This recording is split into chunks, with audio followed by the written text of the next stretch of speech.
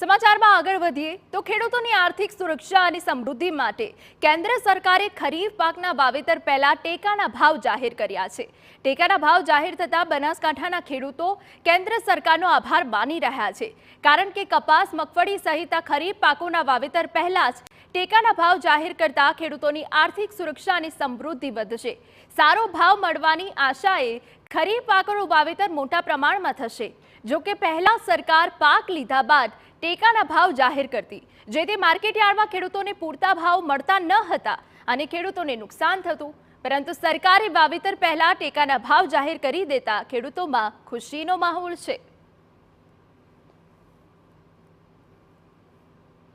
ખેડૂતોની આર્થિક સુરક્ષા માટે વાવેતર પહેલા જ ખરીફ પાકો માટે ટેકાના ભાવ જાહેર કર્યા છે અને જેનાથી ખેડૂતોને ફાયદો થશે। ત્યારે જાણીશું આપણે સીધા ખેડૂતો પાસેથી જ કે કયા પ્રકારનો ફાયદો થશે। જે પ્રકારે કેન્દ્ર સરકાર દ્વારા અત્યારે જે ટેકાના ભાવ છે તે વાવેતર પહેલાં જ ખરીફ પાકો માટે જાહેર કરાયા છે, શું કહેવું છે?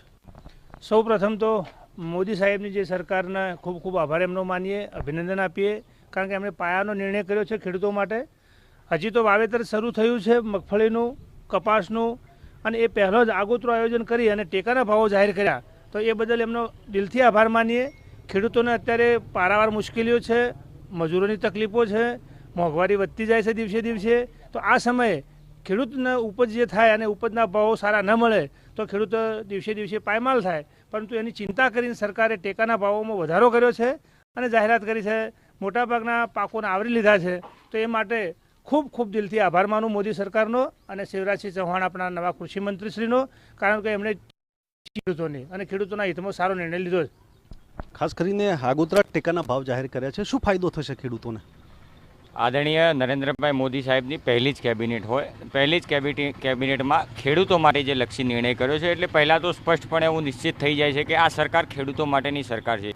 સર્વોપરી નિર્ણય જ્યારે આદરણીય શિવરાજસિંહ ચૌહાણ સાહેબના અધ્યક્ષસ્થાને કૃષિ ખાતું એમના પાસે છે, એમને ટેકાના ભાવ તરીકે જો મગફળી હોય, અડદ હોય, કપાસ હોય, તુવેર હોય, આ બધાના ભાવમાં ખૂબ વધારો કર્યો છે। મગફળીમાં તો બમ્પર વધારો છે, 1356 રૂપિયા ટેકાનો ભાવ, એટલે ખેડૂતો માટે ખુશીની લહેર છે, કારણ કે આવનારા સમયમાં મોંઘવારીનો સ્ત્રોત ખૂબ વધી ગયો છે। હાલ મોંઘવારીમાં મજૂર લાવવા પણ એક મુશ્કેલીનો સમય છે, મજૂરોને ટંકના 400 રૂપિયા આપવા પડતા હોય છે, એટલે આ મોંઘવારીમાં જે ભાવ વધારો કર્યો છે એ બદલ સરકારનો હૃદયપૂર્વક આભાર વ્યક્ત માટે કરીએ છીએ, કારણ કે જે ભાવ છે એનાથી ખેડૂતો સદ્ધર થશે અને આવનારા સમયમાં ખેતી પ્રધાન દેશ છે, તો ખેડૂત સદ્ધર થશે તો દેશ પણ સદ્ધર થશે, એટલે સરકારનો હૃદયપૂર્વક ખૂબ ખૂબ આભાર વ્યક્ત કરીએ છીએ।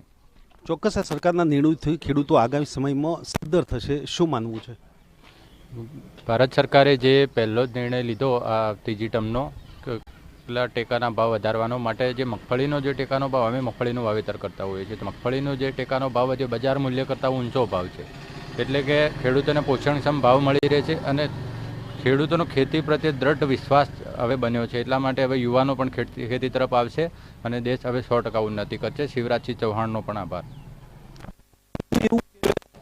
પહેલા જે સરકાર હતી એ પાક ભાવ પહેલા કર્યા છે, શું રહેશે?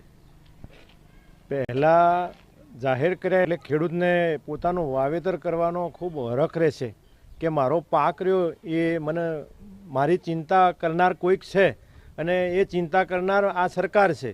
આજે આ સરકારે ખેડૂત માટે જાહેરાત કરી એટલે ખેડૂત પોતાના હરખથી આ પાક લેશે અને એનું ઉત્પાદન પણ વધારશે। ચોક્કસ ખેડૂતો પોતાના પાકનું ઉત્પાદન વધારશે। ત્યારે જે પ્રકારે ખેડૂતોનું માનવું છે કે સરકારે ખેડૂતોની આર્થિક સુરક્ષા માટે આ નિર્ણય કર્યો છે અને જે ખરીફ પાક છે તેના વાવેતર પહેલાં ટેકાના ભાવ જાહેર કરવાનો નિર્ણય છે, તે ચોક્કસ ખેડૂતે સમૃદ્ધિ તરફ લઈ જશે। અતુલ ત્રિવેદી, TV9 બનાસકાંઠા।